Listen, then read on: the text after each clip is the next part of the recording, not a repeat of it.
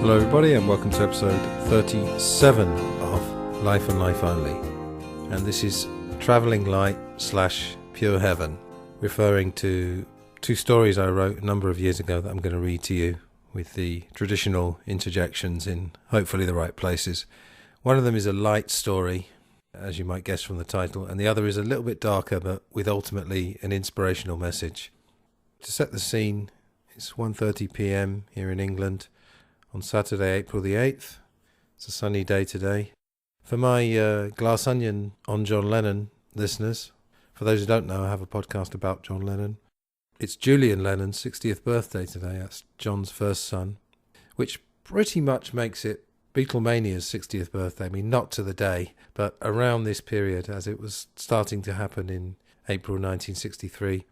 Arguably, I suppose it was the release of She Loves You in August that was the point of no return. But anyway, lots of 60th anniversaries this year related to the rise of the Beatles in Britain before they conquered the US in 1964. And I'm about 1 minute 30 into this, and I'm already talking about one of my other podcasts. Let's get back on track. The original idea for this, I was going to do an episode called Unplanned Thoughts, inspired by the Roma episodes of the podcast Tangentially Speaking by Chris Ryan. Chris Ryan is the author of Sex at Dawn and Civilized to Death. I've read Civilized to Death, very, very good book. I would say that his podcast and Julian Charles's The Mind Renewed were probably the main inspirations for Life and Life Only, even though the ideas were brewing for a number of years. So Chris Ryan does these, as I said, Roma episodes. You know, he jots down a few things and he talks about maybe places he's travelled to, because he still does a lot of travelling, even though I think he's about 60 years old now. He talks about observations from books he's read, podcasts he's listened to, and he's a person who would fit perfectly into this podcast, and I have considered getting him on as a guest. He seems to have done lots of guest appearances and seems to be pretty open to them, so you may well hear from Chris Ryan on this podcast in the future. On these Roma episodes, he just trusts, I guess, that as he starts talking, stuff will come into his head, insights and, like I said, observations. And I kind of feel the same way with myself. I've come to trust myself a bit more and say, well, jot down a few notes. Yeah, I'm reading a couple of stories here today, but I've got enough anecdotes and particularly travel experiences, which fits well with one of the stories I'm going to be reading today, to trust that good stuff will come out, and hopefully that's what will happen today. Of course, me being Mr. Teacher, unplanned thoughts became, well, I'll do a little bit of planning, I'll write down a few prompts.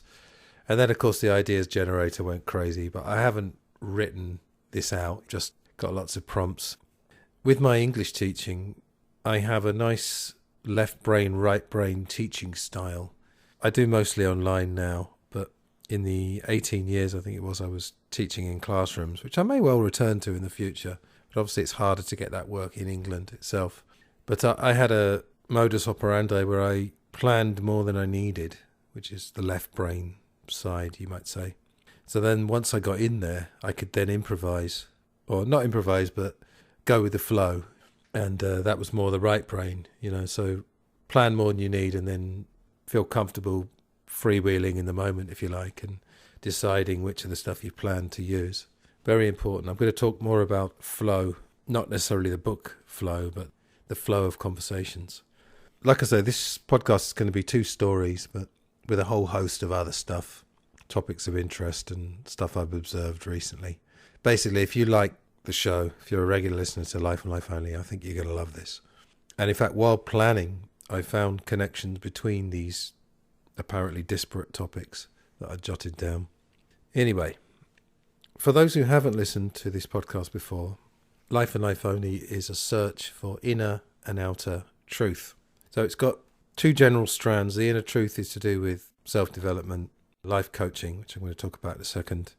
And, you know, getting yourself armor-plated to take on this crazy world and the world of work and all the politics that goes with that. And then the outer truth is to do with some of the information that we get fed. I'm very, very skeptical of mainstream media, and that's come through studying things. I worked with activists for a while. You know, I went down the conspiracy route for a long time, the old rabbit hole. Found quite a lot of it was true, some of it wasn't. The activists I worked with were 80 to 90% of them just very reasonable people who were interested in researching the world. And then you got a few people who did latch on to any theory they could get their hands on. I'll talk about the conspiracy theory stereotyping later on. I just thought actually I wanted to just quickly bosh through the episodes of the podcast that we've already done, just literally the titles and a quick comment, just to give new listeners a flavour of the show, and even to refresh it for myself and for the regular listeners. So the titles, we've got Cynicism and Free Thought, which was looking at how it wasn't necessarily always negative to be cynical about things, cynical/skeptical. Some thoughts on truth, and then there was a two-parter on meditation. Did one called The Power of Psychology with Austin Moore, who's an NLP practitioner. James Corbett, who's an alt-media legend. We did one called Alternative Information and Everyday Propaganda, making the point that we are propagandized, literally on a daily basis. The next one was about conspiracy theory, a powerful phrase. That was something I wrote a long time ago, looking at the weaponization of the phrase there to shut down debate. And then a very different episode about the true crime story, 10 Rillington Place, which took place in the 40s and 50s in England. I did a three-parter on emotional intelligence, reading parts from the book, the Daniel Goleman book. And then I had Douglas Valentine in, who's an expert on the Vietnam War, specifically the Phoenix program, and also the CIA in general. And there was Blue Suede Truths, music for inner and outer truth, so very much the flavour of the podcast. That was with Julian Charles. That was recorded quite a long time ago for his show. I did a deep dive on the Black Mirror episode, Nosedive, which was about a possible near future related to the social credit system in China, but taken to extremes where everywhere you go, everybody you see has a rating and you rate each other in every single interaction you have. That was an absolute masterpiece. Not my episode, I mean the episode of Black Mirror called Nosedive. Definitely seek that one out. Then there was War is a Racket, so I was reading the Smedley Butler book of the same name, obviously talking about the fact that war is a business. And then there was a tragi-comedy about table tennis. That's the thing about this podcast. Occasionally you get some real outliers. I call that the way of the nervous official. I did one called Life Coaching, Creativity, Communal Experience and Mental Health, weaving those together. Then I had a discussion/debate with an academic called Ricky Green, who contributed to some academic papers about how conspiracy theorists have insecure attachments, and that's why they latch on to conspiracy theories. Again, I would apply that to about 10% of the people I met, the activists/conspiracy researchers. But anyway, episode 20 was mopping up some of the notes I'd made that I hadn't got to when I did that discussion with Ricky. Then there was Propaganda in the COVID era. That was with Julian Charles again. That was recorded for his show, but it's basically a swap cast. Then I did an episode, very long, 2.5 hours, about Nick Drake, who's one of my favourite musicians. And there was a lot of psychology, stuff about mental health in there.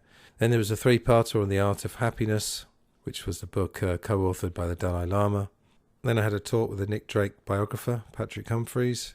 Then we had an uplifting conversation about depression with Simon Weitzman, which, as the title suggests, we were talking about depression, but as I said, trying to be uplifting about it, trying to dispel a few myths about it as well. Next one was a profile on the excellent podcast Pods Like Us, a podcast about podcasts, hosted by Martin Quibell. Then I did one about Yes Minister and Yes Prime Minister, which I think is a work of utter genius, both comedically and in the profundity of its message, basically telling you that politics is bullshit. That was what I'd probably call a truth comedy. It was obviously put out as a comedy by the BBC in the 70s and 80s, but it used real-life politicians, interviews with them as part of the research for it. So it was just slightly exaggerated, but a lot of truth in there. Then I did one about the BBC's Unvaccinated documentary. Again, total propaganda. I call that the propaganda of presumption, which is, in this case, presuming that vaccines are safe without having to investigate it.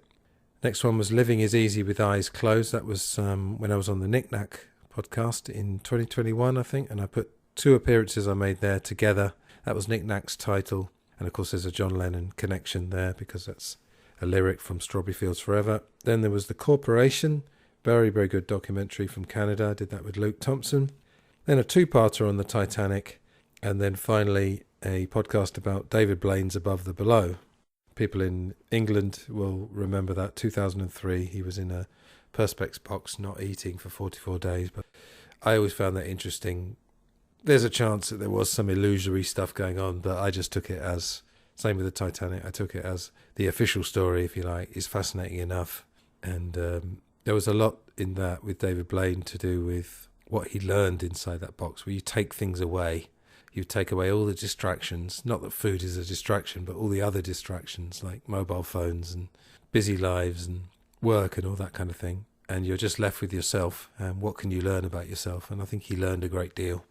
So that's 36 episodes over just over 2 years. And like I say, if you're new to the show, there's plenty to get your teeth into there.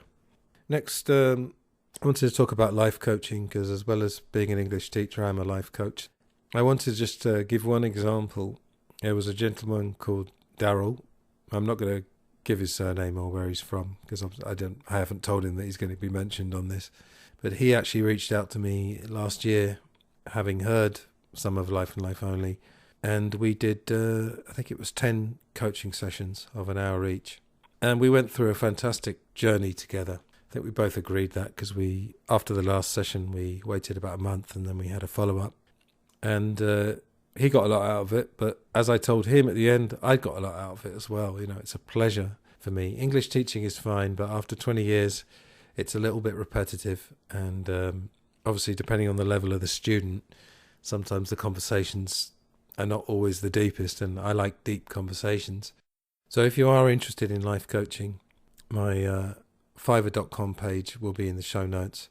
The sessions are very affordable. I mean, I've seen some coaches charging up to $200 per hour. What I charge is nothing like that. It's a fraction of that. So if you would be interested, lifeandlifeonlypod@gmail.com. I could pretty much guarantee that if you come in with the right attitude, and I think curiosity is a big part of it as well, you will get a lot out of that. To make it clear, I'm not a licensed therapist. Life coaching, I've done a show about it, as I mentioned when I was going through the shows a minute ago. For example, if you have high level anxiety or major depression, life coaching would not be the thing for you. Although I would probably, slight caveat to that, I would say it might be a good pre-therapy step, let's say, to talk through a few of the things before you get the deeper therapy you need. A good life coach should stimulate a conversation where the client will often find the answers themselves. That may be true of therapy as well, but if you think of, for example, a therapist giving out medication, and I've always been on the fence about medication, but let's say that. I mean, obviously they're giving out medication that's going to have a real effect on your body and mind. Whereas conversation, going through exercises, the effect is real, but it's to do with the life coach and his skill in stimulating conversation where, like I say, the client finds the answer. And that happened quite a bit with Daryl. I mean, I don't think he wasn't searching for one particular answer, but because he'd heard the show, and I think he'd listened to my John Lennon show as well, he already knew something about me and my style and some of the stuff I talked about. So from there it was, I don't want to say effortless because that makes out that we weren't making an effort. We weren't making an effort, but it was easy in the sense of comfortable. But we did go into a little bit of uncomfortable territory at the same time. No two courses, if you like, sessions are the same. It depends on the person and depends on what happened. I do a free consultation as well with no obligation. I'm not a hard salesman. I'm fairly terrible at marketing and selling, to be perfectly honest. Anyway, that's there if you are interested. So let us get to the first story. So this is called Travelling Light. Now there are actually two slightly different versions of this story, and they're both on my blog, which is on my website, Antony Rotuno, Antony without an H, Rotuno, ROTUNO.com. That's in the show notes as well. So I did an original one, and then I did one for my students, my English language students. So I added a lot of idioms and expressions.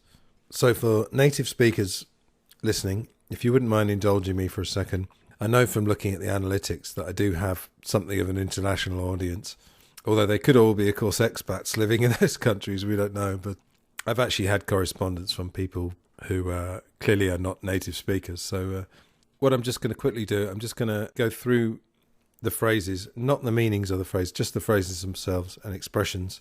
So for non-native speakers, if you just listen to these phrases and then you'll hear them again in this story, and hopefully the context will help you to guess what they mean. So just very quickly, the phrases: spread my wings, broaden my horizons, home away from home, tourist trap, off the beaten track, just the ticket, putting my best foot forward, gritted my teeth, to cut a long story short, head in hands, bygone era, thinking on my feet, enjoyed to the full, and weigh us down. Travel light, to travel with very little luggage, that's British English, or baggage, American English. What I will talk about later is the idea of travelling light as a metaphor. And a general piece of advice for learning new vocabulary is to guess meanings from the context of a text rather than immediately running to a dictionary for a translation. Another thing to know is that in general, idioms and expressions often do not follow logical grammar rules, and so, as is the case with phrasal verbs, it's sometimes difficult to ascertain the meaning from the individual words. So, let's go. When I was in my mid-20s, I decided it was finally time to belatedly spread my wings and try to broaden my horizons. So I saved up some money and went backpacking around the world for a year. The core differences between backpacking and holiday making are basically that you use a backpack instead of suitcases, you live on a modest budget, which enables you to travel for sometimes far longer than the requisite 2 weeks, you try to be spontaneous and integrate with the local culture rather than experiencing a comfortable home away from home, you try to avoid tourist traps and instead seek out places that are off the beaten track, and you travel light with a bare minimum of stuff to weigh you down. I certainly satisfied some of these criteria, but in my preparation I failed miserably on the final point mentioned.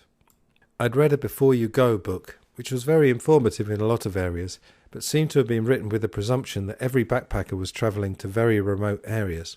The upshot was that I arrived in my first stop in Southeast Asia with a backpack so crammed full of apparently vital objects, note sarcasm, that my fragile back could scarcely support it.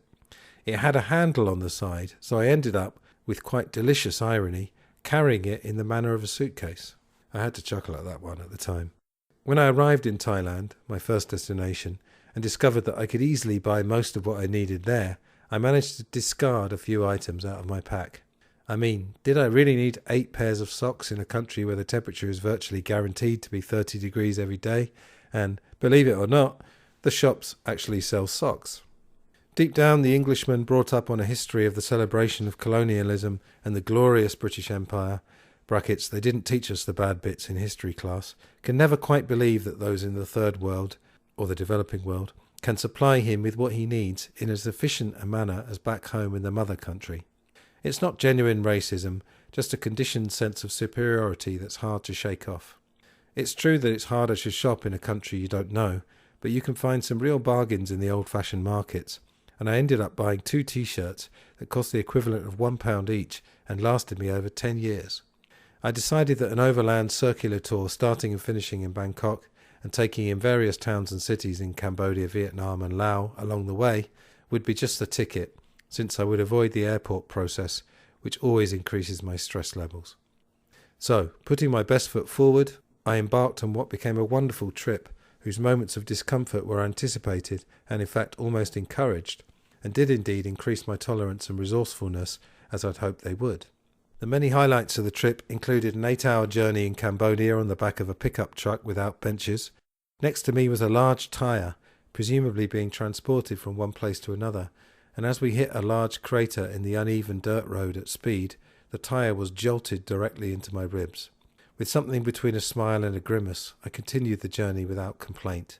Later I pulled out my guitar, and an American friend and I serenaded the locals in the truck with a smorgasbord of 90s rock hits, including our specialty, Aeroplane by the Red Hot Chili Peppers.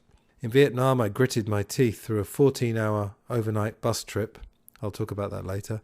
The insufficient space between seats meaning that I was forced to sit bolt upright on the hard seats with little chance of substantial sleep on sometimes treacherous mountain roads.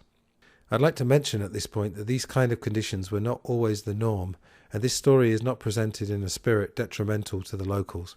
This was their land, and I accepted my humble status of temporary visitor with appropriate respect. Having said all that, the main event of this tale involves some confusion on a trip along the Mekong Delta in southwest Vietnam. The tour involved a combination of bus and boat travel, and to cut a long story short, some of the bags somehow got loaded onto the wrong boat belonging to a completely different company. We didn't find out until the boats were long gone, the chances of their recovery being almost nil and involving a potential wait of many hours or even days. My large backpack and smaller day pack were gone, and all I was left with was my small bum bag, which mercifully contained my money, passport, traveller's checks, and copies of important documentation.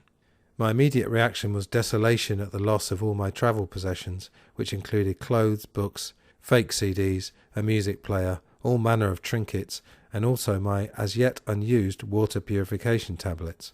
I fell head in hands thinking about the loss of these items and the subsequent stress, hassle, and inconvenience that would surely be involved in replacing them. I'd been lucky to have met a very nice group of backpackers with whom I'd had a lot of fun and some great conversations, including one about how comical our huge and densely loaded backpacks looked, as we were supposed to be embarking on glorious trips of freedom without the need for possessions.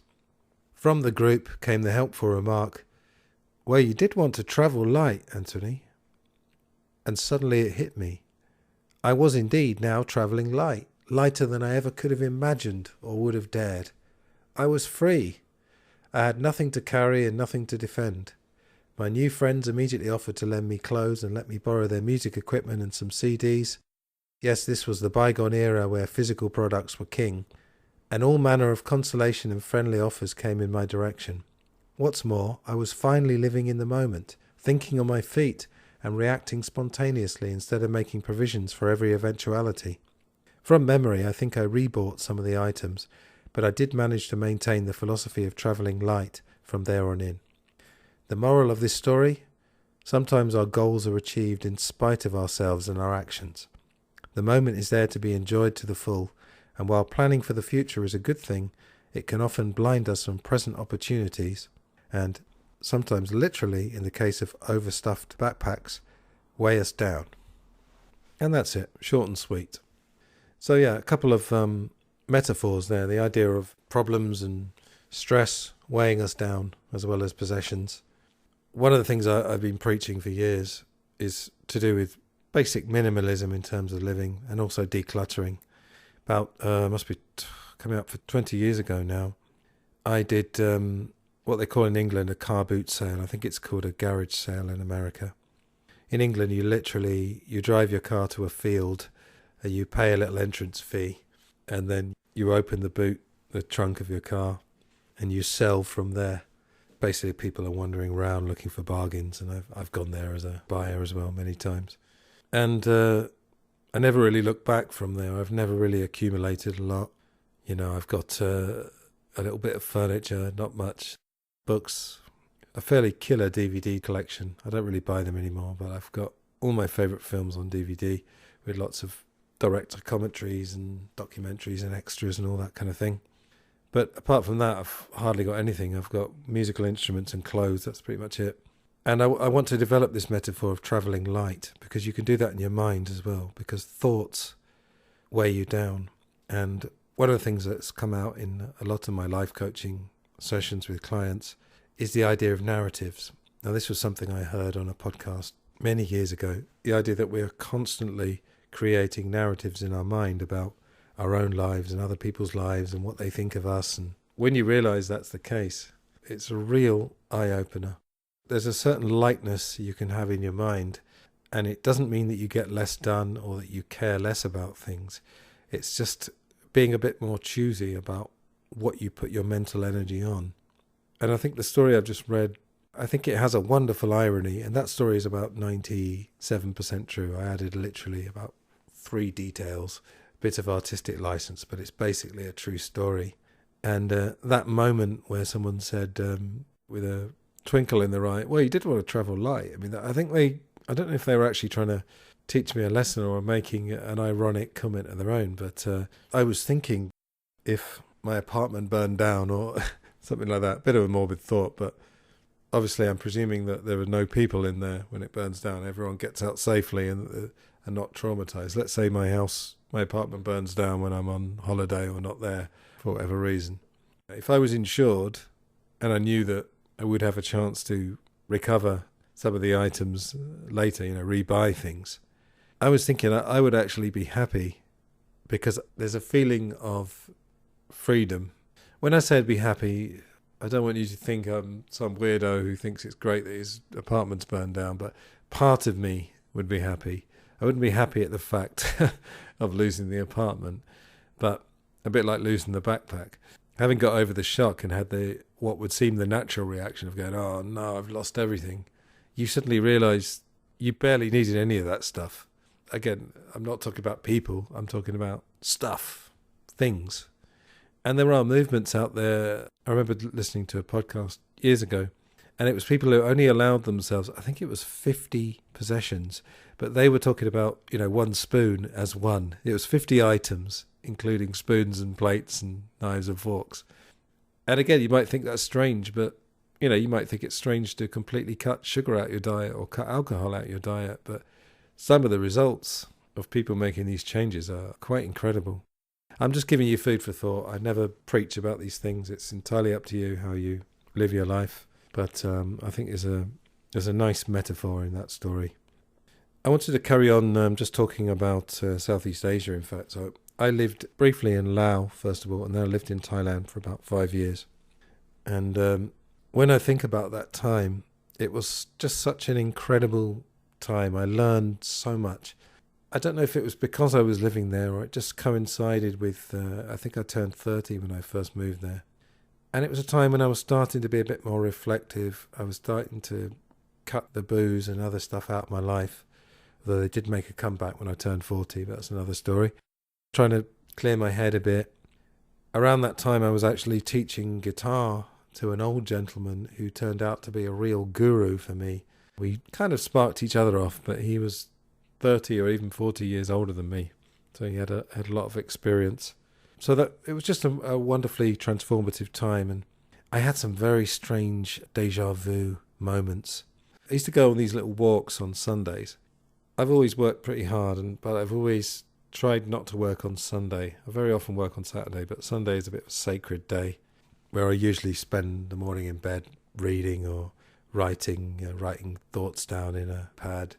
The more profound of those, then going onto the computer to contribute to a book or whatever I'm doing. And in Thailand, I used to go, they have these roads they call sois, basically a side road or an alley, a short road off the main road.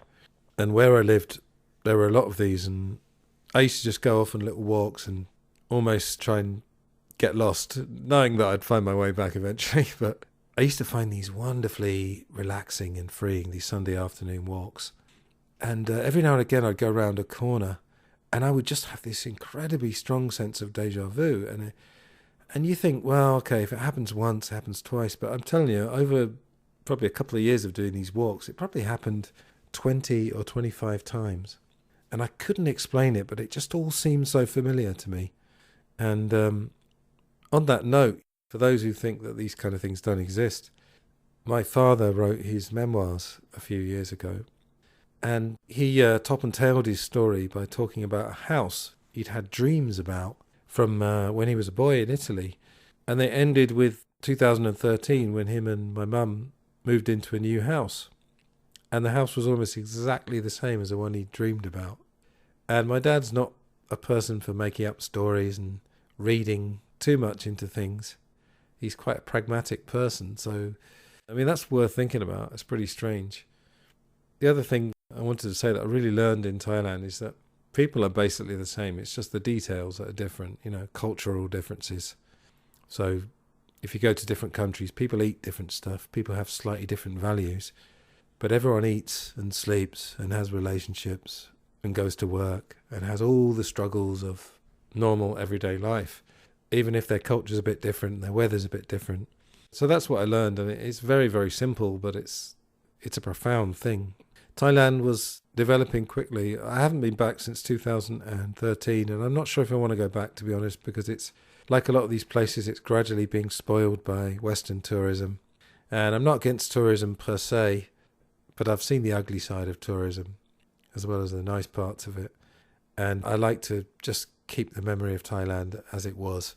You know, it was already being fairly developed then, but it was, like I said, it was like an old-fashioned version of the West when I was there.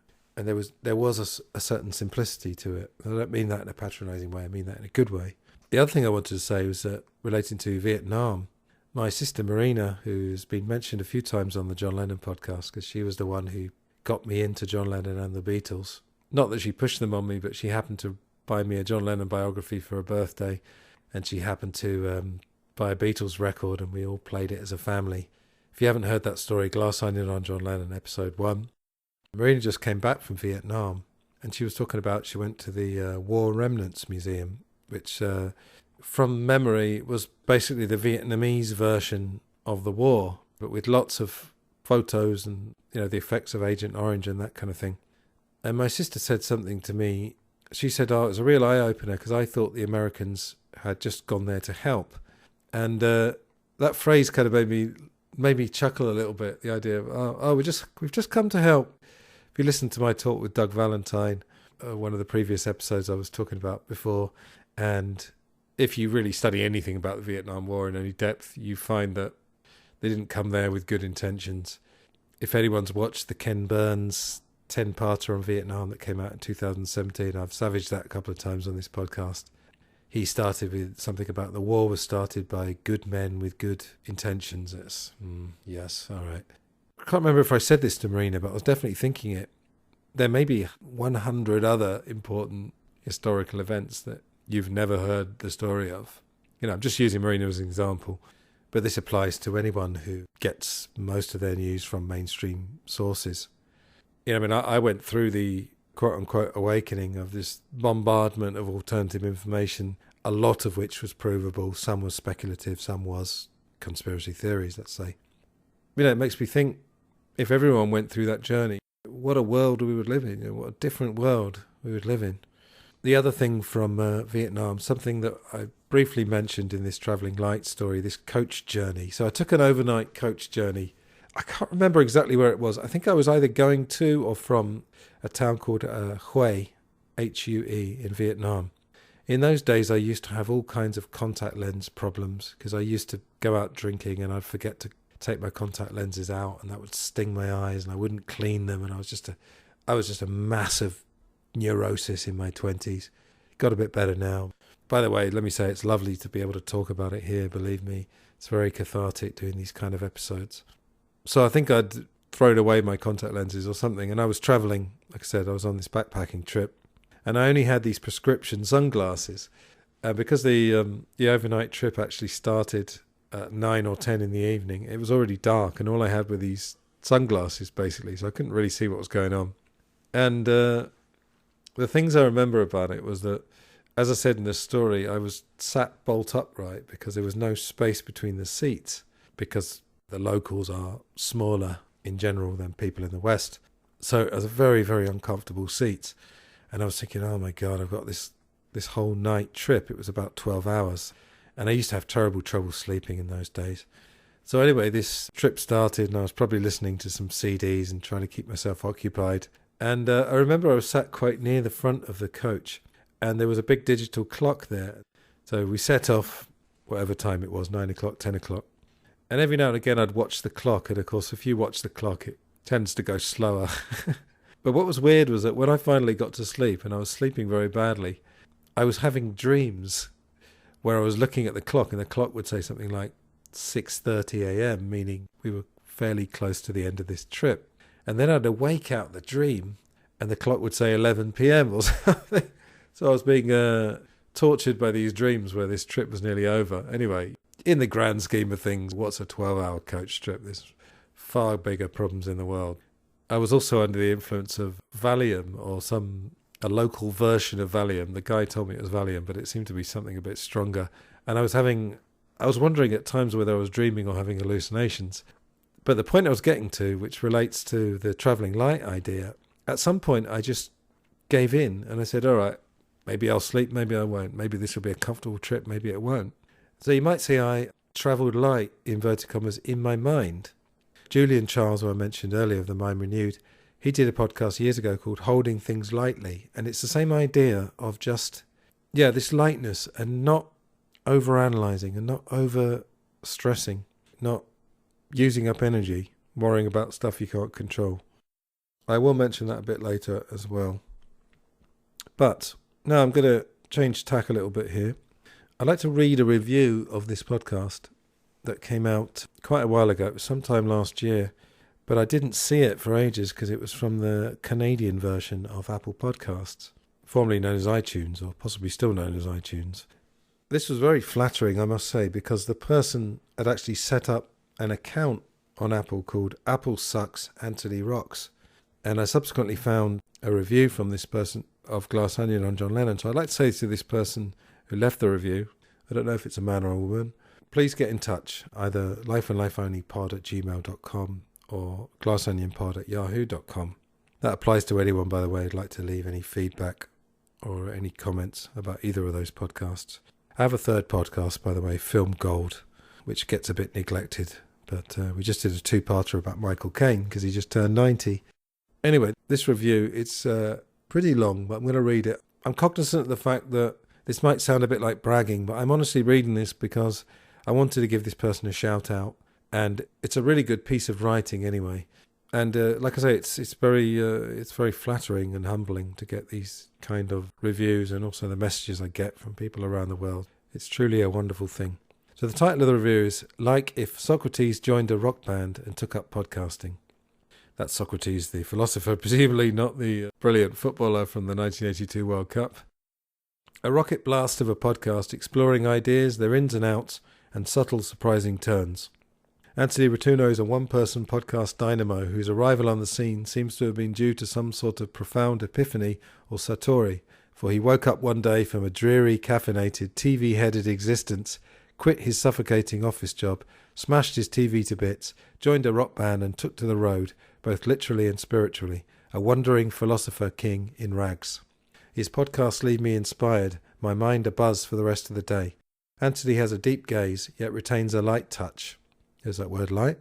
He never preaches, but invites you along. The episodes gleam with wisdom, but also with humour, humility, and a loving, kind heart that drives it all. For a mental samurai podcast demon, he seems like a really good bloke you could enjoy a beer with. Life and Life Only is a generous smorgasbord of variety. Interesting he's using smorgasbord, which I used in that travel story. Antony must have some Ed Sullivan DNA in him. There's rich, in-depth interviews, both penetrating and fun, full of the sorts of questions you'd always wished an interviewer would ask. Live readings. He's a spellbinder with a perfect voice. The occasional wonderful guitar song he'll play and sing for us live, without net. And above all, there's his thought-provoking, off-the-cuff, solo musings, which for me are the dazzling star of the show. So hopefully you're enjoying this episode. Mr. or Mrs. Apple Sucks, Antony Rocks. Sometimes while listening, I feel as shattered almost as 2001's Frank Bowman zooming through the starscape. Happily, the podosphere is graced with two other Rotuno productions, Glass Onion on John Lennon, an underrated gem that bests the rest of all the top-rated Beatles themes podcasts, a true toppermost of the poppermost, and his Film Gold podcast for a nifty take on films through the miracle of Rotuno vision. These works are a true gift.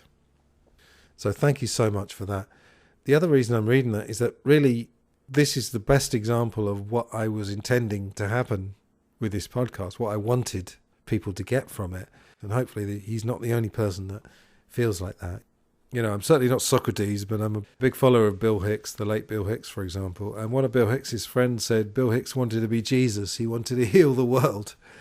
And I suppose I don't want to be Jesus, but I do want to do something. I want to make a useful contribution to this world. You know, I don't want to just, nothing wrong with an office job per se, but that's not for me. Of course, a lot of people go to offices and do very creative jobs. I'm just almost using the office job as almost like a catch-all, for I'd say it's not to do with an office, it's more to do with a job that doesn't inspire you. So anyway, I mean, that just warms my heart to read stuff like that. And I haven't got a big head. I know what I'm good at and I know what I'm not good at. Living in England, there's this obsession with self-deprecation and you can't ever say you're good at things. But I think I am pretty decent at what I do, and it's mostly because I've been doing it for a while and I've also been learning about the world for 10, 15, 20 years. So you're going to build up insights, and I've always been a person that likes conversation and talking, and the calm voice that you're hearing, I didn't really intend it to come out like that. I remember the very first episode of Glass Onion I did. I listened back and I thought, oh, blimey, that sounds very calm, quite a soothing voice. Anyway, hope my voice is soothing you. Let's go to the next thing. We're going to deal a bit now with the outer truth. I had a group on meetup.com called Meaningful Conversations, and it was a little bit of a fait accompli on my part, because if someone joins a group called Meaningful Conversations or they go to one of the meetings, they're almost obliged, if you like, although there were no obligations really, to try to be meaningful in their conversation. That group doesn't exist anymore, but what we did instead, there's now 9 of us, and we just have our own meetups organised through emails and so forth. Anyway, a few months ago, while I was still the leader of the group and preparing topics for each meetup, I asked the other guys, have you got any ideas for topics? And someone said, can we do conspiracy theories? And if you're a regular listener to this show, you will know that I think, as I said earlier, the conspiracy theory phrase has been weaponized, and it's a remarkable way to shut down debate. So I kind of knew what was going to happen, and I internally rolled my eyes a bit. But I didn't want to object something that had come from one of the other guys in the group. And I said, all right, we'll do conspiracy theories. I made it clear in the blurb, which I did for each meetup, that this wasn't just going to be laughing at 9/11 truthers and the moon landings. You notice the people that laugh at it, they always pick the most ridiculous ones, like Elvis being alive or the earth being flat. I made it clear that that wasn't going to be the point of this. We're going to take them seriously and look at alternative information. Anyway, a lot of the meetup was fairly predictable, and there was a guy in the group who I actually have a lot of affection for, and I've learned a lot from him in the couple of years that I've known him. But he was the one who kind of rolled his eyes when we start talking about 9/11 and so forth.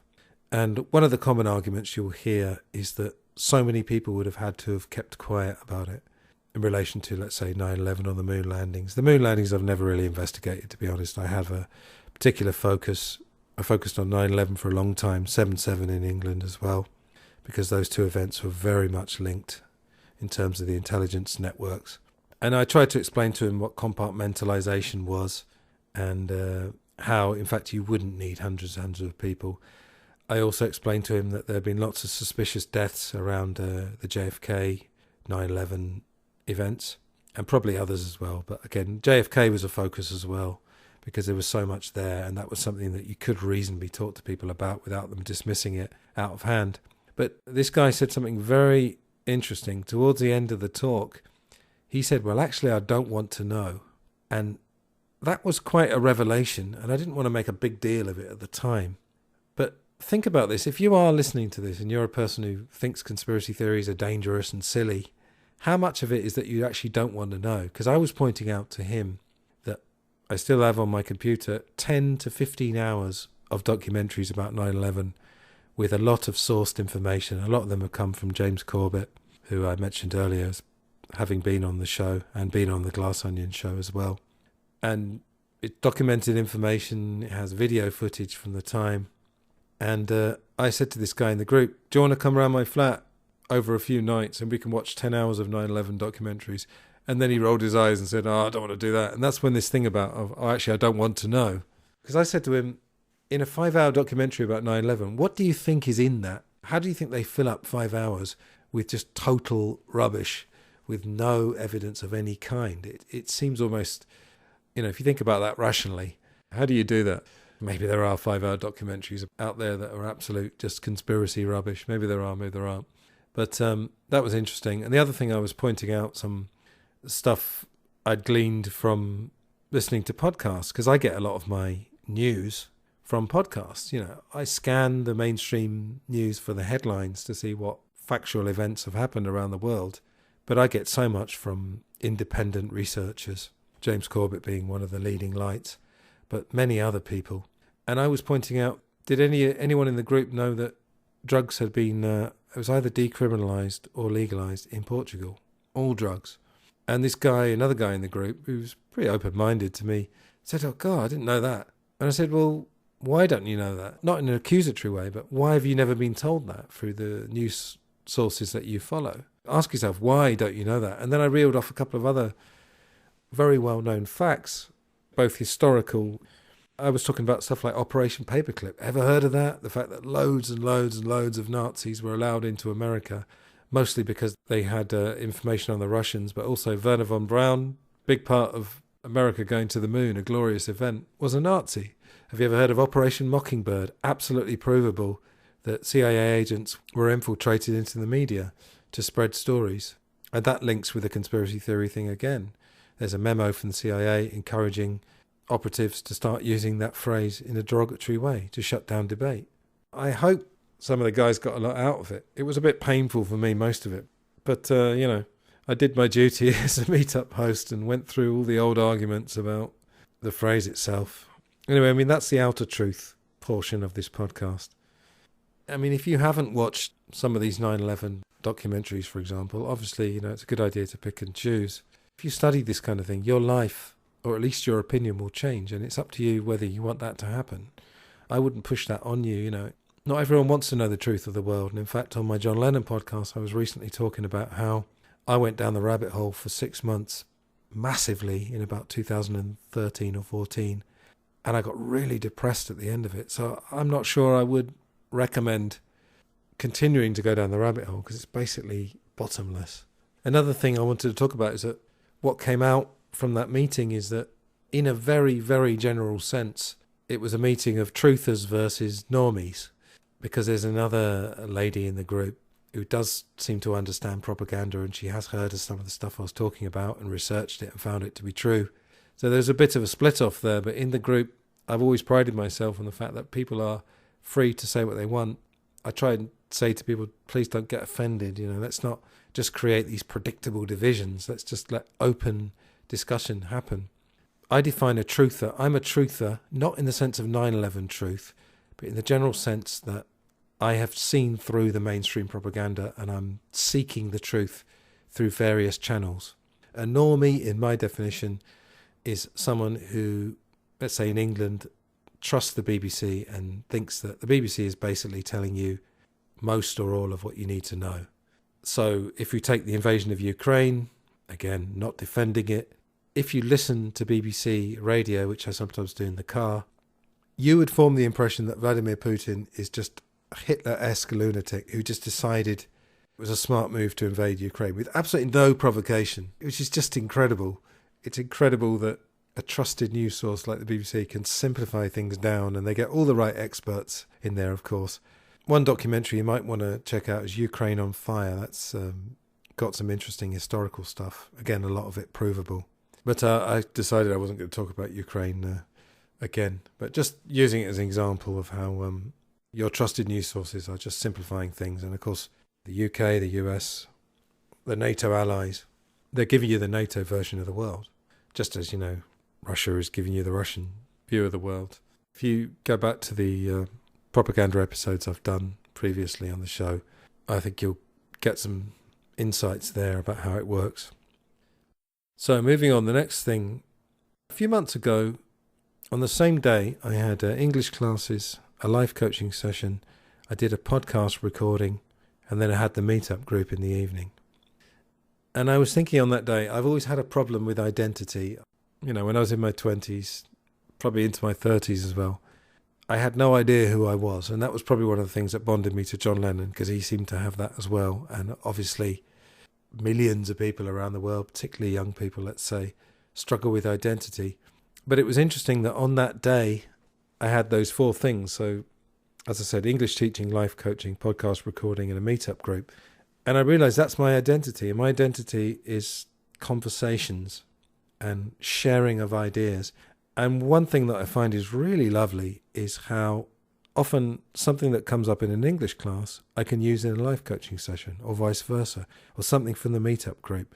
Maybe a link to something interesting, an article or a video of something of interest, or a podcast, I could then use in my teaching. And it was a lovely feeling to feel that I had some kind of identity.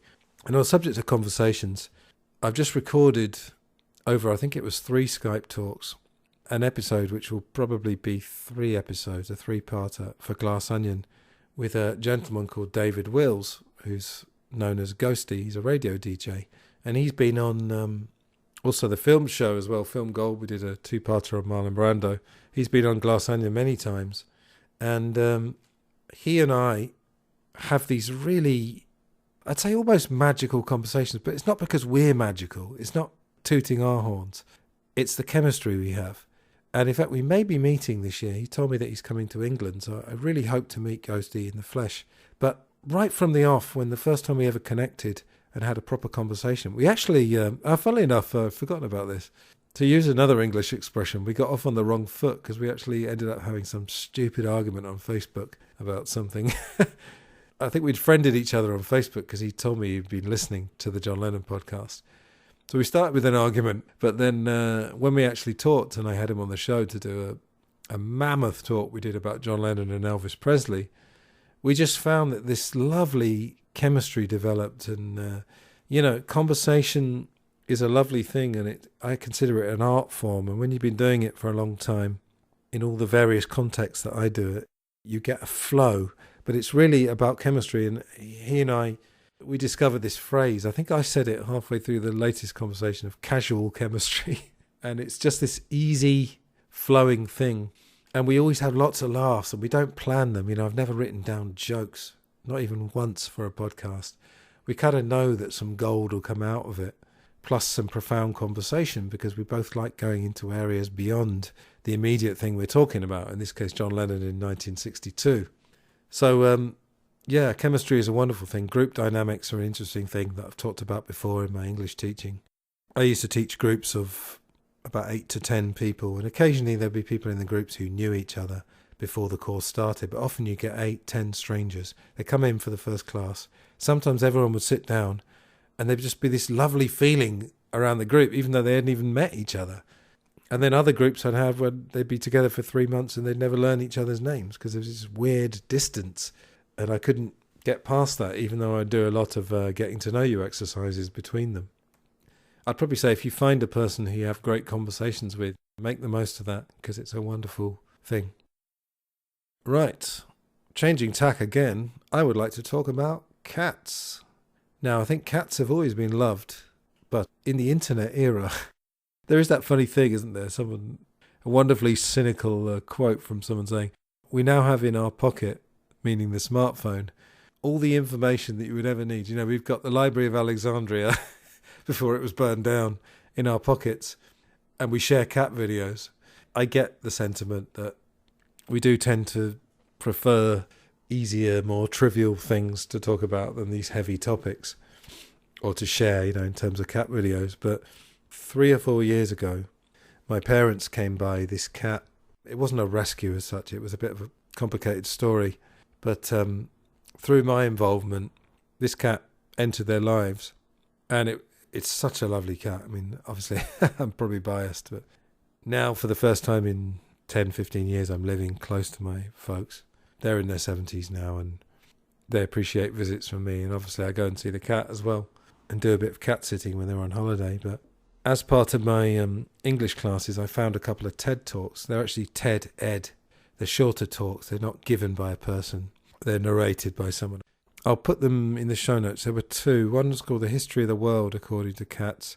The other one, I think it's called Why Do Cats Act So Weird? And it was trying to explain all the wonderfully quirky behaviours that cats have. And essentially, it confirmed some of the stuff I'd already thought, which is that to a cat, a genteel garden in a suburban area, they don't differentiate between that and the jungles of Vietnam or the jungles of anywhere. That's why they're always on guard, and they're still hunters, and they've been slightly domesticated. They're not as wild as they used to be, but they haven't really changed that much. They love climbing on windows because they like a high vantage point. So often I lift this cat up. My parents have got a 2-tier garden. I take it to the top of the garden and give it a lovely vantage point over the whole garden, and it absolutely loves it. And there are various other things about why do cats poke their heads into containers, and it's basically because they're looking for their standard diet, which is small animals, mice and so forth. And there are a couple of other interesting things. The reasons that cats like to have 4 or 5 small meals a day rather than one big meal, and that's again because their diet, they're conditioned to have a diet of small things. So that's the way they like to do that. But one of the things in the video is really interesting. I don't think this is a confirmed bit of science, but they were talking about how the frequency that a cat purrs at can actually strengthen and rebuild their bone and muscle, can rebuild tissue. And one of the things I do with this cat that now lives with my parents is that it's a very, very non-aggressive cat. I put my ear to its belly and listen to this wonderful, while it's asleep or while it's awake, this wonderful low rumbling, that low rumble of purring, which is just such a soothing, lovely sound. It just makes me feel so relaxed. But they were saying that if you sit or lie with your cat and you're absorbing this purring, this frequency, it could actually rebuild your bone and muscle tissue, which is incredible. Again, I don't know if that's confirmed, but it's certainly worth thinking about. The other thing about cats is that they teach you about self-care, because obviously they look after themselves. Some would say they're very selfish. People say, oh, your cat doesn't really love you. I don't think about that. It's possible the cat doesn't love us or does love us. I just enjoy the relationship anyway. You're never going to know about a cat's true thoughts and feelings, the same as with humans, in fact. But, cats have that self-contained thing. They look after themselves, they keep themselves safe, and they keep themselves clean. And for my parents, this cat is wonderful. And I was talking to my mother once, and we were saying, it's a female cat, by the way. It's like having a little granddaughter in the house that both my mum and my dad want to look after. But it's a granddaughter who's quiet, doesn't make any noise, basically, doesn't need any cleaning. Takes basically no looking after at all, just feeding and so forth. Nothing against little granddaughters, I'm sure they're lovely, but they're more work than a cat. So it's really just a perfect fit for a retired couple. And as is statistically often the case, women outlive men. So you can imagine for, let's say, a widowed lady or a widower, a man, just the perfect companion. Now, in my life coaching, I talk a lot about self-care and self-love. I've seen some videos and articles where they take it a bit far, like looking in the mirror and saying, I love you into the mirror. I don't really go into that area, but I think observation of cats is a calming exercise. Watching a cat stretching and relaxing. I often think that cats are basically meditating because they turn off, obviously their brain is a lot smaller. Their mind is not going to be as active as a human mind. So their mind is switched off. And also they're basically doing yoga, aren't they? Because they're doing these enormous stretches, these wonderful, must be very therapeutic for the cat, but it's therapeutic to watch it. Cats are obviously very entertaining as well. And we understand them better now, but we still don't quite understand them. So there's that nice mysterious element to it as well. I think you can just learn a great deal from the way they live their lives. So, if you have a cat, do some observation and you might rebuild your bone and muscle tissue in the process. And watch the TED Talks as well. They're both 5 minutes. Okay. Now the next segue is the second story I would like to read. And this is called Pure Heaven. Now, of all the things I've written, this is probably the only one I've ever written that almost came out automatically. Not quite, but I used to be a terrible insomniac. I may have talked about this before. And one of the things that used to happen was I didn't have too much trouble getting to sleep. I think almost for my entire adult life, I've got to sleep between 11 and 12. But I would wake up at, usually about 5, maybe even early. I'd get 4 to 5 hours sleep. And then I'd wake up, my mind would be absolutely racing. And I had a dilemma sometimes because I would feel just awful. And partly it was the mental thing of thinking, oh God, will I get back to sleep? But at the same time as I wasn't feeling so great, my mind would also be strangely fertile and alive, and I would have great ideas for songs because I was a songwriter, active songwriter then. Great ideas for English lessons, great ideas for writing, and great ideas about life basically. And I'd always have the dilemma, should I stay up for an hour and try and get this down on paper, or get my guitar out and try and see if this song idea can develop into a finished song? And it did a couple of times. Actually wrote a song straight off. Or should I fight it and try and go back to sleep? And I realised that I wasn't going to go back to sleep, if at all, at least within an hour anyway. So I'd spend about an hour, and I got loads of good stuff out of that. And one morning I suddenly had this idea. It wasn't a totally original idea. That documentary I've recommended many times, Everything is a Remix. Get on that one, folks, if you haven't seen it. I'll put it in the show notes. Every idea comes from somewhere else. I don't believe in a completely original idea. And if you've seen the film, it's a very old film with David Niven called A Matter of Life and Death. I think it's alternatively titled Stairway to Heaven, 25 years before Led Zeppelin's song of that name. I haven't seen the film for years and years. I really should go back to it. But the image was when you got to heaven, there were lots of people and you had to sign in. I think I've remembered that right.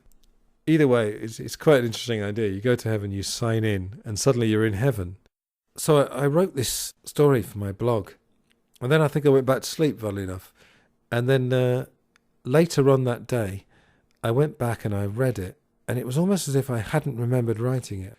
But again, it's this meditative, trying not to plan it too much.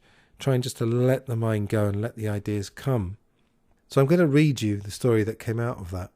It's a story in 2 parts, basically. And the first part about it is actually a description of my death, which, as far as I know, hasn't happened yet. I'm still here. I'm going to just say off the bat, I've had a fascination, one might say an obsession with death, from quite a young age. Let me make it clear. Things like 10 Rillington Place and, the killing of JFK and the Moors murders and serial killers and all that kind of thing. I'm not interested in the details of the killing. I have no interest in seeing pictures of dead bodies and stuff. But I remember from the film Gladiator, as the Russell Crowe character is dying, again, I think I've remembered this rightly, he's sort of alternating between his final moments on Earth and then the supposed paradise where he's going to find his wife and child who've been killed earlier in the story. And I was just thinking how fascinating it would be to be lying there and to know that in a moment you're going to pass on to the other side and all your worries will be gone. Now, of course, you will be leaving behind your loved ones. But I've never really been afraid of death. And it's interesting that of all the self-development books, which I differentiate from self-help books, but things like The Subtle Art of Not Giving a Fuck by Mark Manson and The Laws of Human Nature by Robert Greene, I think Civilized to Death by the aforementioned Chris Ryan, he's the person I mentioned at the top of this, they all mentioned that fear of death was what was holding the human race back, a preoccupation with somehow trying to deny it. But if you see death as a glorious thing, and I'll talk in a minute, I've got a caveat to that, but if you think of death as a glorious part of the life cycle, then it really can change the way you live your life. I remember years ago, in fact it was on the backpacking trip, I was in Australia and I learned to scuba dive on the Great Barrier Reef. And the guy who was running the scuba diving was a bit of a kind of a philosopher himself. And we were having talks, I think we were having a beer after the course was over. And he said at some point, you realise that as soon as you're born, you're in the process of dying. Your life is ending as soon as it begins. And again, it's not in a morbid way. I think our society has also an obsession with preservation of life. That's why Chris Ryan again has made the point, do we live longer or do we just spend longer dying? Now, in the sense of, if life expectancy used to be 75 and now it's 82 or whatever, have we just gone from 74 good years followed by 1 year of suffering to 74 good years and 8 years of suffering? There was a caveat. It's interesting that I'm recording this the day after what's called in England Good Friday, which is sort of Easter Friday, 2 days before Easter Sunday. And of course that was the day that Jesus was supposedly crucified. And I've seen The Passion of the Christ once, the Mel Gibson film, but I felt in a way it was almost like a snuff film, that he made the point about how awful crucifixion was and the scourging and everything, but seemed to take it way beyond the point where Jesus would have actually died from what was being inflicted on him. But I do remember, I think I even listened to the commentary, and they said that as Jesus was being crucified in the film, the music was very ethereal. And he said, because this is a glorious moment. And it's interesting that in the Christian faith, that is considered a glorious moment, because if you actually think about crucifixion, and call me a weirdo, but I watched this video called Crucifixion: A Medical Perspective. I don't think I'll put it in the show notes, but it's there on YouTube if you want to watch it. And they actually go through the process of what actually happens when you're crucified and the crown of thorns and all that. And I mean, it really is just incredible the way the Romans have perfected the art of making the person suffer as much as possible and delaying their death as much as possible. All of which leads me to starting to read this story. So I'll read the first brief section, then I'll pause, and then we'll get to the heaven part. My final night on this earth was a Thursday, an innocuous day except for its proximity to Friday and the blessed weekend. On this Thursday evening I went for drinks with a few work colleagues to celebrate, in inverted commas, the leaving for pastures new of one of the company's hotshots, who evidently had his real friends to entertain at the weekend. This was a small company, a feeder, which groomed creative and talented people before bowing to their inevitable departure to a place which materially gave them more of what they wished for. Our manager, Mr. Stever, was in the Sam Phillips of Sun Records mould, and a few Elvises had come and gone while he'd been in charge. I'll just quickly explain that. Sam Phillips ran a small record label called Sun Records, and Elvis Presley did his first recordings there before his contract was bought out by RCA, I think it was. And Sam Phillips accepted this graciously, that he had moulded Elvis, and then Elvis was going to go on to bigger things.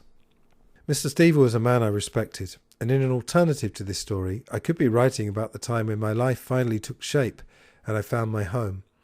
In fact, I did like this job because it was relaxed and allowed me to take home reasonable money without taxing my energy levels, and it also allowed me to simply exist while I allowed my fatalistic tendencies to dictate. I was not a happy person, and this was compounded by the fact that I had no material reason why not. In the eyes of society, I had had a normal upbringing with no trauma, and there's no doubt that I had loving parents. This only made the situation worse, though. There was a private despair I felt, not easy to articulate to others, because it didn't fit the mould of what I generally was. In reality, I mainly was a happy person, if you weigh up time in percentages. I laughed a reasonable amount, and when I was in company I had a pretty good time. Certain works of fiction and non-fiction have noted that everyone has a private world, with feelings that are darker than those which they display in public. However, I refuse to believe that many could feel the absolute and total despair that I did at certain times. External factors played their part to some degree, among them weather and physical illness, but my problem was internal and elusive. I stopped believing, stopped trying, and became one going through the motions, an actor playing the same role because he hasn't the heart to take on anything else. Now I'm going to do a quick pause to say that when I actually wrote this story, this was I think it was 12 years ago I wrote it, and I feel like I was channeling my early days. So I'm in my 40s now, I was in my 30s when I wrote it, and I feel I was channeling a time that really stopped around my early 30s, where I had this kind of awakening. I was pretty depressed in my 20s, or despairing of life, let's call it. That's not the way I feel now. I just wanted to make that clear. So carrying on. It was 10 p.m. and I'd drunk a combination of beer and wine and was feeling warm. We were outside the pub, just leaving, when we noticed an argument starting over a woman. The two fighters had both been consuming beer at the English rate of consumption, and now it all kicked off. At first it was fists, but then out of nowhere the one who actually had the girlfriend produced a blade. I hadn't seen this, and in my slightly tipsy state had decided to intervene and instigate a peaceful outcome, fatally doing this with a smile on my face, which could, I suppose, have been taken for a certain disregard for the importance for the protagonists of this confrontation. At times like these I really did feel that love was what was needed, and all that was required was to take the pressure down a few notches. Perhaps my attempted push did appear aggressive, and the man with the knife plunged his weapon into the right side of my chest in one swift movement. I lay there and appeared to be smiling. How can I describe the feeling of my injury, of being stabbed? I suppose a stabbing pain is the best I can come up with. I know that it hardly hurt at all. I lay on my back feeling at peace while everyone around me acted hysterically. The ambulance was on its way, but I only survived around 7 minutes after the knife went in. At first I teetered between life and death. I was the victim of a stabbing, which sounded gruesome, but in fact I should be honest and say that it was something of a blessed relief. In those 7 minutes I had many thoughts, about my family and how this would upset them, about people I'd known, especially the very few who I felt really understood me, and about life itself. Perhaps my smile was at the irony of recent events, because in the past I'd done so much planning for the future, lived in the future in fact, which I felt was a slight improvement on living in the past, and had imagined all kinds of scenarios. Then the irony disappeared, and I realised that my quiet letting go of hope, of life, had inevitably led to an event. Something had to happen, because life always pays you some kind of card, good or bad, and here was mine. As the blood drained from my face and then from my body, I left this mortal coil, musing that of all the people I'd known and places I'd been, it was these people, my work colleagues. Nice people, but hardly soulmates, who were in my company when it ended. I selfishly felt relaxed and relieved. Unbeknownst to me until much later, my family had been incredibly philosophical after the initial shock of that phone call, the one all parents dread. Perhaps it had been a good thing that I'd made my position in life clear to them. I wasn't getting married, wasn't having children, and at this moment was no longer playing a card. So just quickly, that is pretty negative stuff, let's be honest, in terms of not in terms of the event, but in terms of my worldview at that time. But let's get to the next part. That's the first part of this short story. Part 2 is heaven. It did exist, does exist, and it's something fairly like it's depicted in the film A Matter of Life and Death. That's the one I mentioned earlier. You go up in a lift, fairly modern looking, and if you are wounded when you died, you still have the marks, but without the pain, like Christ after his resurrection. But you are most certainly not going back to earth. You're here now, and here you stay. The first hour or so is a lot of red tape, a time of limbo, a time between the worlds where earth-influenced bureaucracy has not quite been eradicated. So you do earthly things like changing your clothes and having a shower, but because everyone who enters heaven has already fallen into a calm state, there's no drama attached to the waiting, changing and showering time. It just happens, without incident and without ego. From there you emerge and enter into something that resembles a kind of social centre, a place for people to meet and exist, with grounds for walking and enjoying the vast space. What you realise quickly is that the ego has genuinely disappeared in the people up here, however like humans they appear. You walk around, and because you don't quite shake the earthly influence instantly, you're waiting to hear an argument, or someone hustling someone else, or some other type of action. Instead, you find people communicating without their minds being a barrier. They live in an extraordinarily detached world, nothing bothering them at all. No pain, no anger, no bitterness. You can't feel pain because there are no nerves to feel it with. No worries, no fears, no hunger, no thirst. And in case you're wondering, no toilet. Not even any desires. This would sound awful to some people who would claim that leaders have promised a utopia similar to this before, with disastrous consequences. But here there's no money, no lust for power. It's something approaching a utopia. Except it's not defined. It doesn't need to be. It takes some adjustment, but it doesn't take too long. And as everyone slowly realises that nobody else is going to start any trouble, and that if they did it themselves, their heart wouldn't be in it, that instinct just ceases. So we have all these souls existing, who look like people but have none of the needs that grind down humans. So are they like animals, free to roam in the world? Not exactly, because it is a pure myth of animals roaming free in the world. Most animals don't, discounting crocodiles, for example, who spend the majority of their time in a form of meditative state. I learned that in Australia, by the way. Animals in the wild are constantly aware of the need to feed themselves, to stake their territory and to ward off potential predators. Okay, they don't torture themselves like humans do with to-do lists and anxiety over what bad news has been fed to them by the mainstream media. Their brains are not overloaded with external artificial temptation, but they still feel anxiety and of course need. So our souls in heaven are perhaps living an existence more like that of a domesticated pet. Cats and dogs in the home do seem content, if they are not and haven't previously been mistreated. If you take away the need for food, they're probably even happier.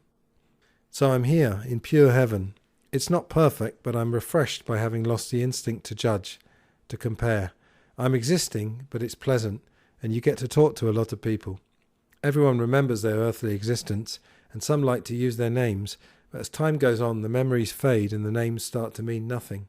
In fact, veterans told me very quickly when I arrived that it takes about 5 years, which is an estimate since time becomes of little importance, for memories of the earthly existence to completely fade. Similarly, hunger, which arguably could be renamed food anxiety, since so much of our food is chemical and processed, lasts as long as you feel anxious that you should be eating.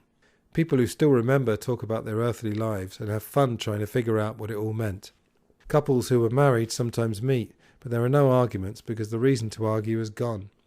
The reason was their lives, their situations, and all the very subtle external factors that influence humans every day without them having the slightest inkling of them. Most people in their earthly incarnations knew about advertising and were fully aware, for example, that McDonald's used posters that made their burgers look nice, However, did they, or does anyone ever stop to wonder that experts in human psychology may be being employed against us, people who know things about the average person that the person doesn't know themselves? That messages are put in advertising media that are impossible to stop if you're not looking for them. Now, here in heaven, all that's gone. No money, no stress, no need to work for the man, nobody needing to set the course for your life, no artificial processed chemicalized food, no heavy metals in the water system. But there is the sun, and there's meditation, and there's contemplation without ego-driven thought. There are earthly things up here, and it's easier to identify the good ones. But what about excitement, football, good films?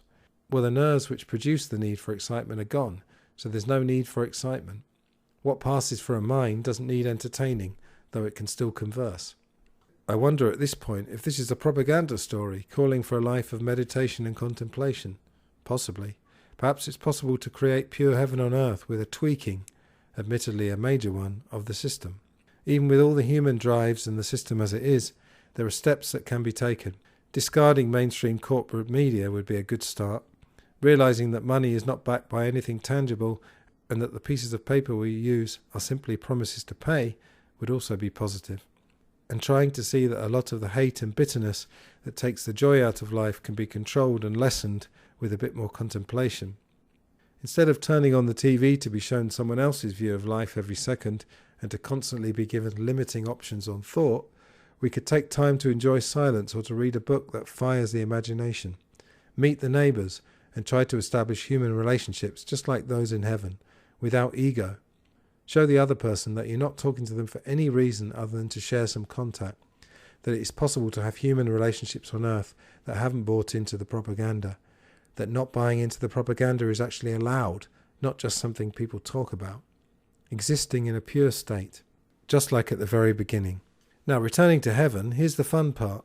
All the souls in heaven are aware of their previous earthly existence and so recognize others that they shared events with. Previously famous people get recognized, therefore, but without that driven lust on earth, they are just a curious and amusing oddity until the memory fades.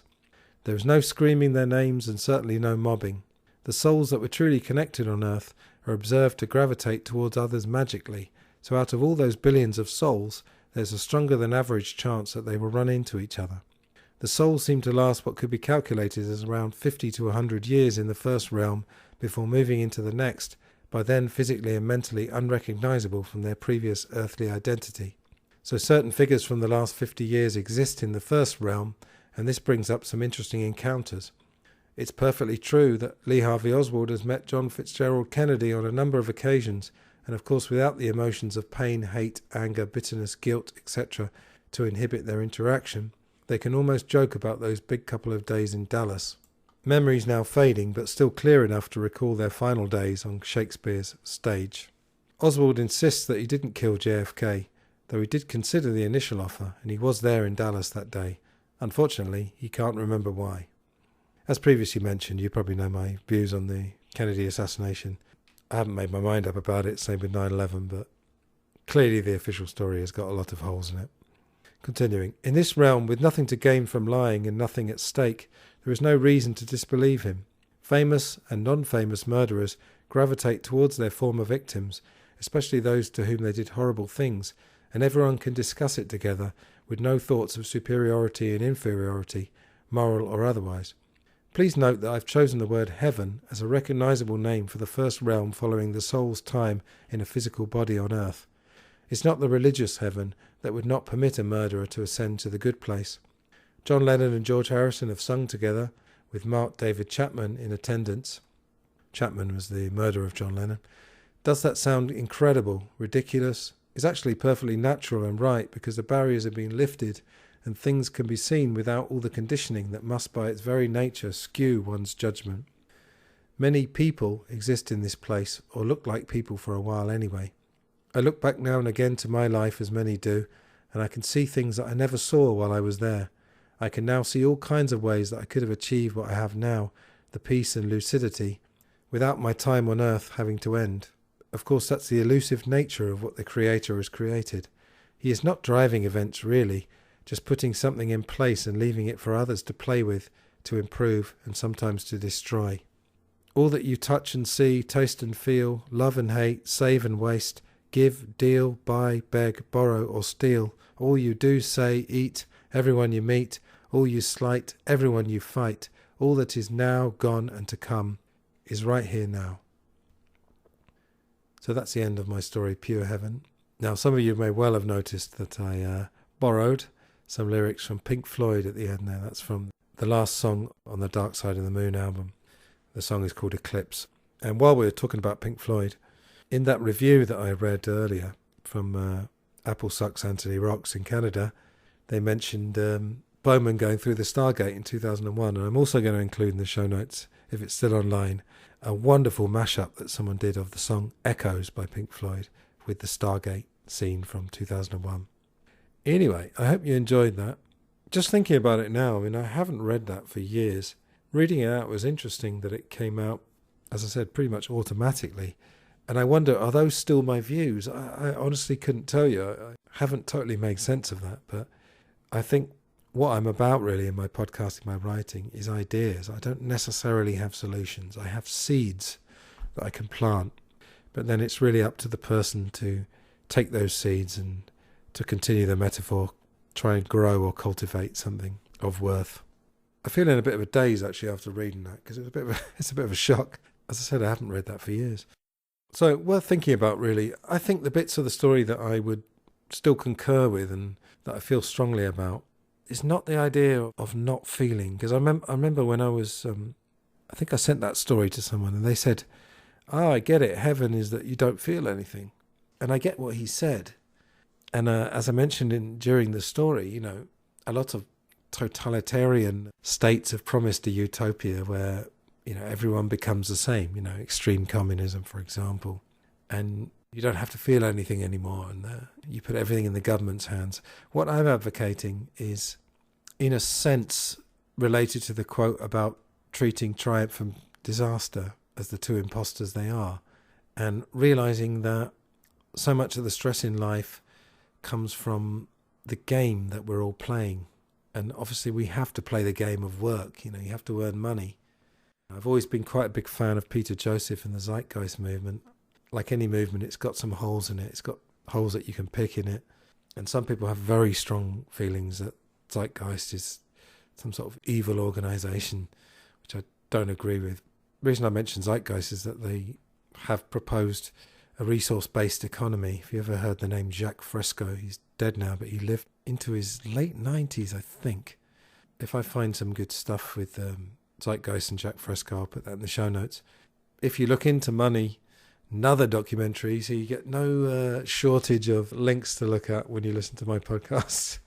Money as Debt, and also the story The Money Myth Exploded. Again, I'll put them in the show notes.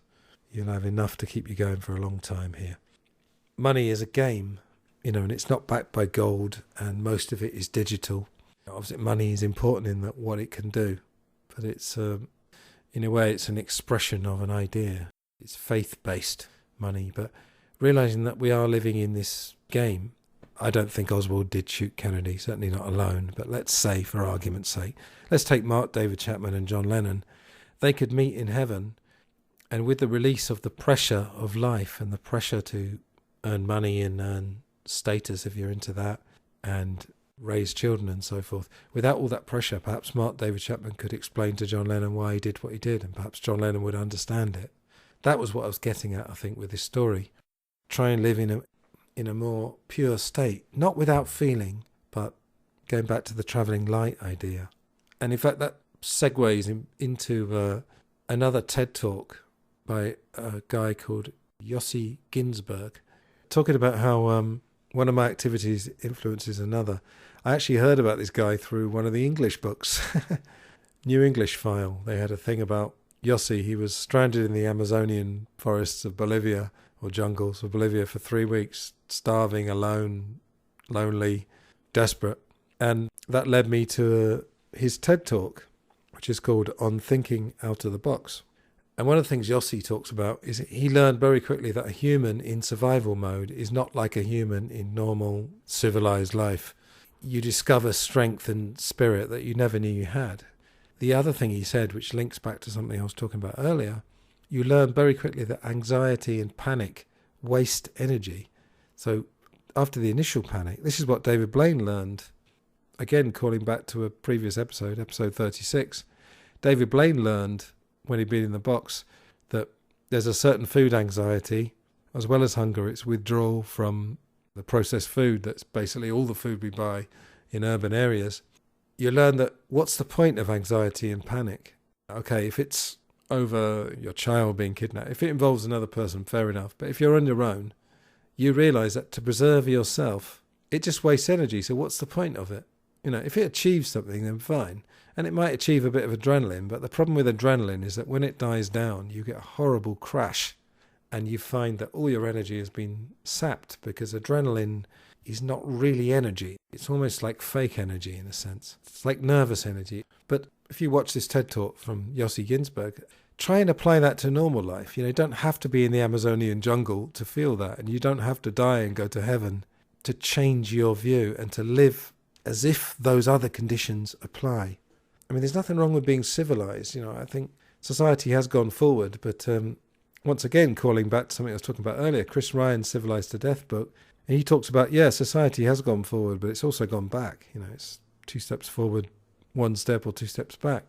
So I'd like to end this, let's end with that thought or idea, you know, practicing some Buddhist-style detachment from energy-sapping negative thoughts. If they have a purpose, if a certain anxiety or stress drives you on through adrenaline, that's fine, but you can't rely on that forever.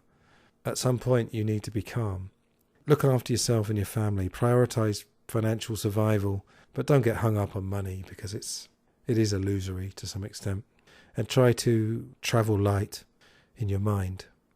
And with that, I'm going to say thank you very much for listening.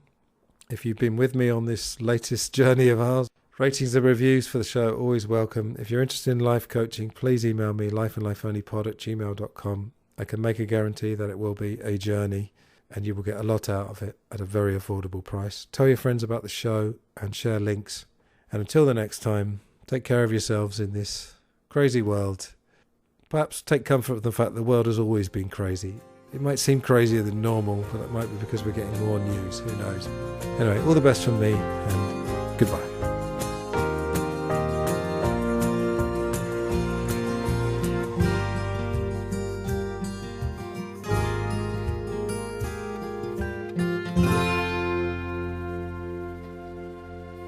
You've been fantastic, and I hope you enjoyed it. There is a point. Is there a point to all this? Let's find a point. Is there a point to my act? I would say there is.